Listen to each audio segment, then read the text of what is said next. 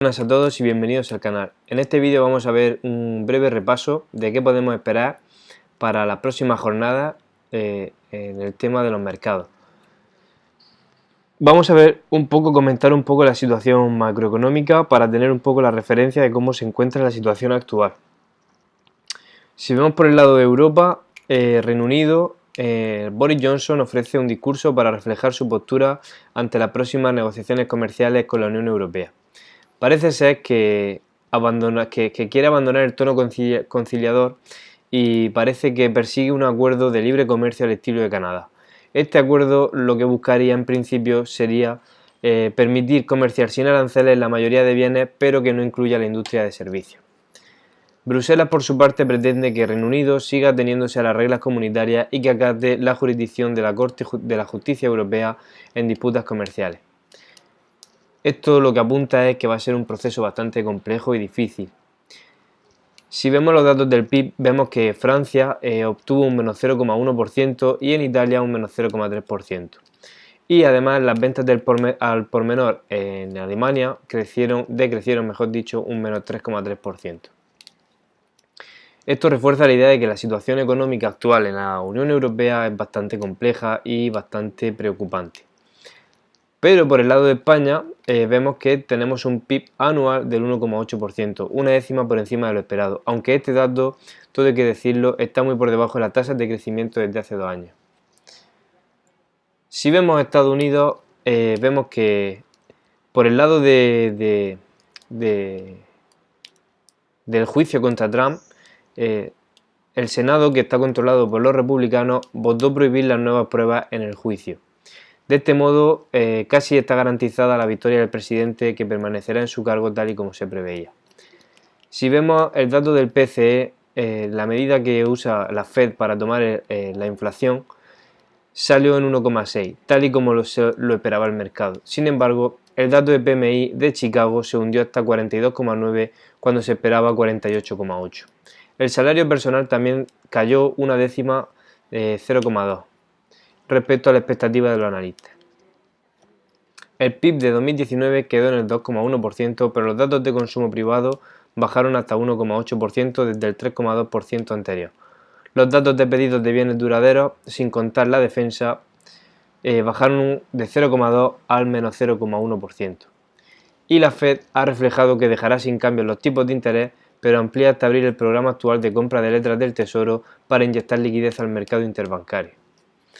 Y por el lado de la crisis por la neumonía, por el virus chino que tenemos de Wuhan, vemos que el virus no desacelera su propagación, al contrario, ya afecta a 17.405 personas y ha ocasionado la muerte de 362 de ellas. La bolsa china ha caído un 10% desde que comenzó la epidemia. Tenemos un vídeo en el canal donde analizamos un poco la situación y podéis verlo si accedéis al canal. Y vemos que el Banco Central, para frenar un poco este problema, ha inyectado 900 billones de yuanes a través de operaciones repo, a un tipo de interés de 10 puntos básicos por debajo del tipo oficial. Además, las autoridades en China han impuesto límites a las ventas en descubierto para evitar el pánico vendedor. El desplome en el precio del petróleo también ha hecho que la OPEP considere convocar una reunión de emergencia para este mes con el fin de estudiar recortes adicionales a la producción, ya que la demanda del crudo proveniente de China se ha contraído un 20%. Y ahora vamos a ver un poco cómo está reflejándose todo esto en los mercados. Y vamos a empezar, por ejemplo, por el S&P. Vamos a observar unos cuantos mercados y así os podéis hacer una idea de cómo va la situación. Este es el S&P. Como hemos dicho, la tendencia estructural, aquí tenemos una orden pendiente, vamos a quitarla. Como vemos, la tendencia estructural sigue siendo alcista y lo que esperamos es que la caída continúe, ¿de acuerdo? Ya lo tenemos visto en algunos vídeos y concretamente esperamos o creemos que una buena zona de compra se trata de esos 3.153, 3.093 puntos, y donde creo que primero podría frenarse el mercado se trata de esos 3.189-3.156 puntos. Desde ahí espero que más o menos en torno a estas zonas volvamos a retomar la tendencia alcista. Después de esta caída agresiva que tuvimos, este rebote, si nos vamos en 4 horas, encontramos que parece una corrección en tipo bandera, ¿no? Y hemos roto por abajo y aún queda un recorrido por marcar que coincide más o menos con ese objetivo. Concretamente tiene un objetivo a la baja hasta los 3.195 puntos. Por lo que espero que desde aquí más o menos el mercado retome de nuevo la caída. Ya podríamos ir pintando, por ejemplo, este tipo de directriz, que puede ir marcándonos ese proceso correctivo. Si vamos al DAX, vamos a un gráfico diario y esto es lo que tenemos. La tendencia también sigue siendo alcista, estábamos en máximos históricos prácticamente y comentábamos que nos parecía muy difícil romper ese techo.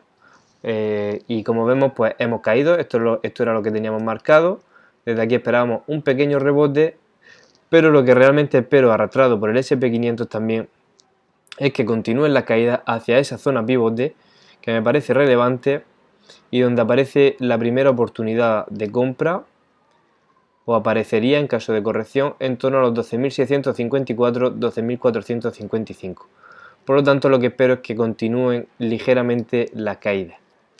Si vamos al IBEX, esto era lo que teníamos, decíamos que era muy probable que perdiese esta zona pivote, y ya que esperábamos que el mercado americano además continuase con las caídas y el IBEX se viese arrastrado.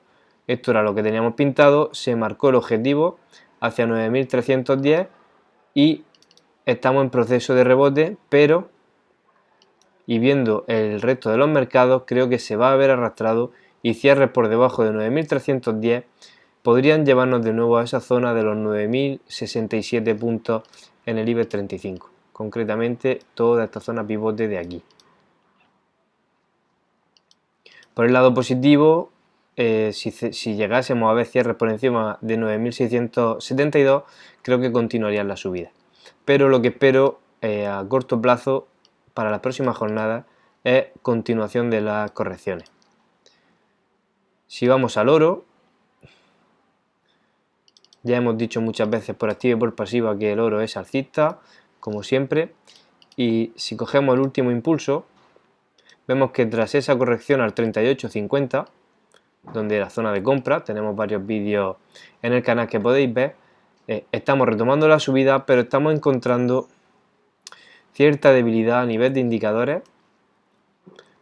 Vamos a ver un gráfico diario y esta falta de fuerza en la subida podría producir, además de con estas divergencias a nivel de indicador, puede producir ciertas correcciones en el oro, pero a partir de ahí considero que volveríamos a tener un tirón alcista. Tal vez pueda producirse algo así y desde aquí de nuevo y definitivamente retomar ese impulso al alza. Sigue siendo alcista y para empezar a ver una situación más complicada en el oro deberíamos de perder incluso esta zona pivote de los 1512, pero ya todavía más complejo perder estos niveles de 1443-1450 puntos aproximadamente, por lo que creo que a medio plazo continuaremos con la subida.